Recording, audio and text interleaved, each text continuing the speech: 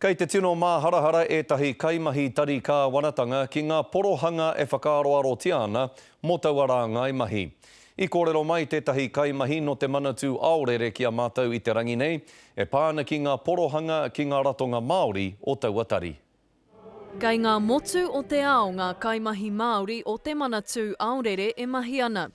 Ko tāne Waitford te kai whakahaere I aua kaimahi katoa. I am the Te Pou Māori Coordinator for the Ministry of Foreign Affairs and Trade. Engari, he aha kai tua I te awe māpara, mō tāne me ona hoa.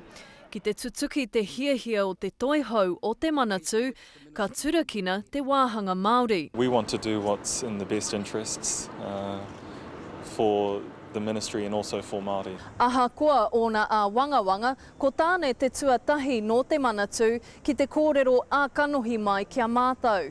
Ko tahi wiki kai aia me ona hoa ki te tuku I o rātou whakaaro ki te toihau e pāna ki ngā tapahi. We are looking closely at the proposals and considering our responses. Kua tū ngā pihi o ngā whānau o ngā kaimahi, ko tā rātou wero me titiro anō ngā whakarere kētanga. Heoi hei tā te pirimia, tukuna te kōrero kia rere. I think he'll take on board the feedback and I'd be amazed if he ends up delivering on all the things he's consulting on. Kei te ātama takitaki ngā rōpū tika kaimahi. Do you think this sends a signal that Māori are dispensable?